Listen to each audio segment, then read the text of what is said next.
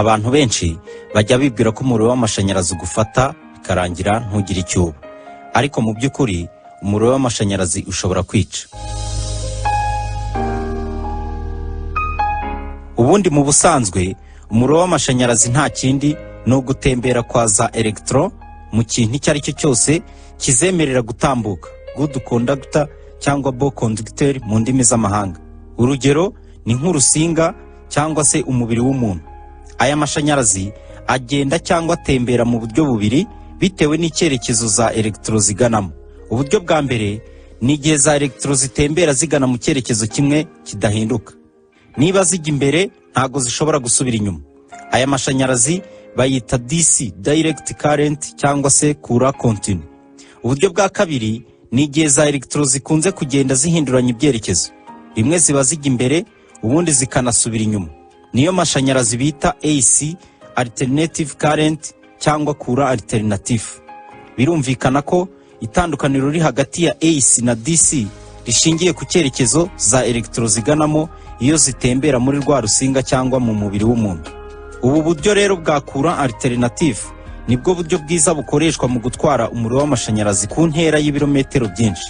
Mujya mubona amapironi cyangwa se amapoto aba ariho insinga zinyuze hejuru, buriya ziba zitwaye bene uwo muriro w'amashanyarazi courant alternative zigomba kuwugeza ku ntera ndende. Hari igihe kandi uyu muriro aho uturutse uba uri ku rwego twita HT, haute tension cyangwa high voltage, kandi aho bashaka kuwugeza bakeneye uri ku rwego bita MT, moyenne tension cyangwa medium voltage. Icyo gihe hakoreshwa ibyo bita transformer cyangwa transformateur mu ndimi z'amahanga, ibasha kuwuvana ku rwego rumwe ikawushyira ku rundi rwego. Kuri ya mashanyarazi ya DC, direct current, ibi ntago bishoboka. Tugaruke rero ku byo twibazaga, niba umuriro w'amashanyarazi cyangwa umuyaga nkuba ushobora kwica yaba umuntu cyangwa inyamaswa.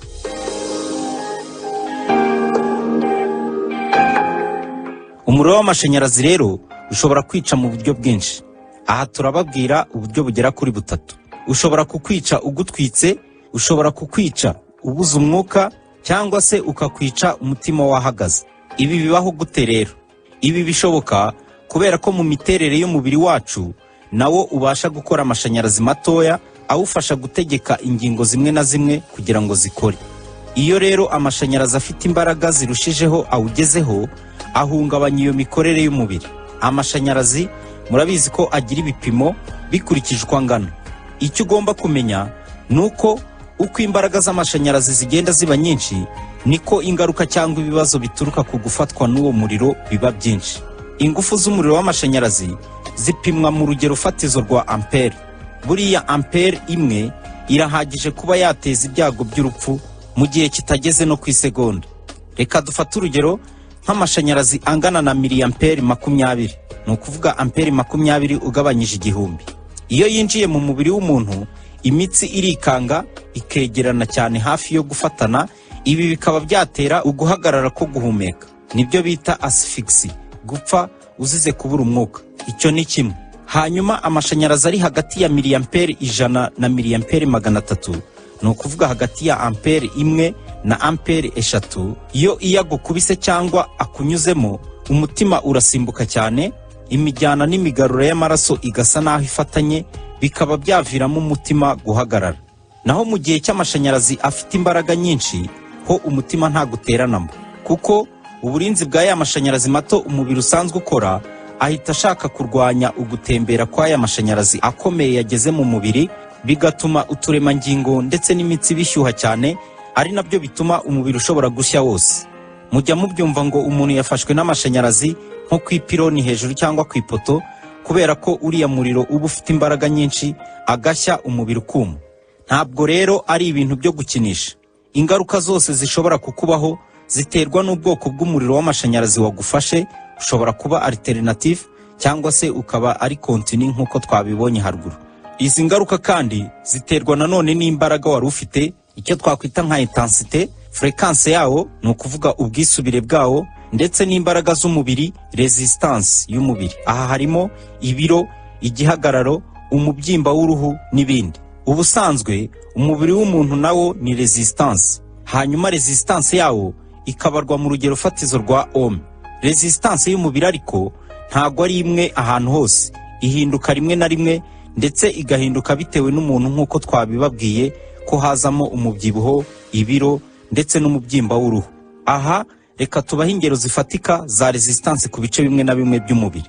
Uruhu rwumutse, atari muri rwa rurimi rw'abubu bashatse kuvuga ko umubiri wumye, ni hagati ya kilo ohm 100 na kilo ohm 600.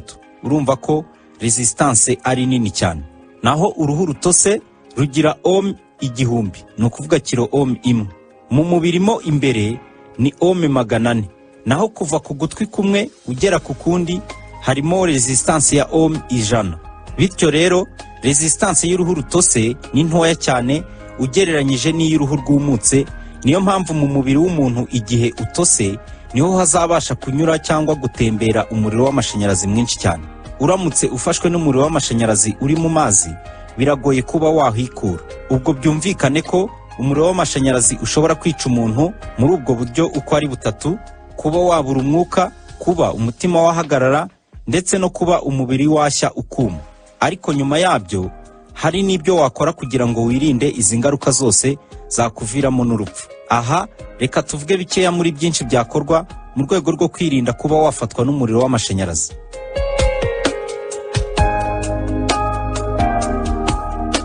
Icyambere, ni byiza kubanza kureba ko ibikoresho ugiye gukoresha ahantu hari amashanyarazi biriho ikintu kitemerera amashanyarazi gutambuka, isola, aho ugomba gufata. Bishobora kujyaho plastique aho ufata kugira ngo bitakuviramo gufatwa n'umuriro w'amashanyarazi uzaca muri ibyo byuma. Cya kabiri, niba unyuze ahantu ukabona wenda hari insinga zashishutse niyo ataba ari iwawe, ushobora kubimenyekanisha cyangwa kubigaragaza wifashishije nk'amashashi cyangwa ibitambaro bitukura kugira ngo birinde ko abantu bahagera.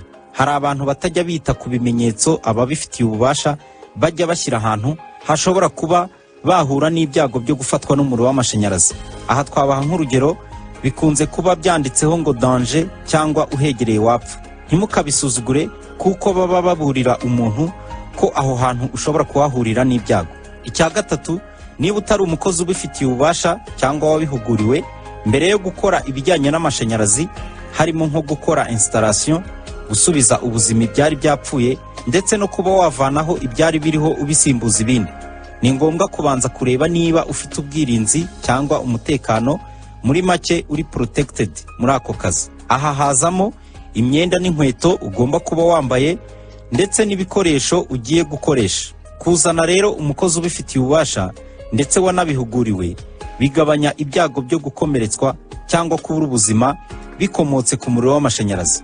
Ikindi gikomeye muri ibi bike tuvuze, twakongeraho ko nta na rimwe ugomba gushyira ibintu bikoresha umuriro w'amashanyarazi mu mazi cyangwa ahantu hatose. Ibyo bikoresho bigomba kuba byumutse, ntibigomba kujyamo amazi. Umuriro w'amashanyarazi ahangaho ukundana n'amazi bibanye neza kuko amazi ari mu bintu byorohereza cyane amashanyarazi gutambuka. Ni byiza rero kudashyira nk'insinga zicomekwa ku mashanyarazi mu mazi kuko zishobora kuba zarashishutse, cyangwa se kujya gucomeka ibintu bitandukanye wowe uhagaze mu mazi. Ibyo byose rero ubashije kubyirinda byagufasha kuba utagirwaho n'ingaruka zo gufatwa n'umuriro w'amashanyarazi bya hato na hato byakuviramo n'urupfu.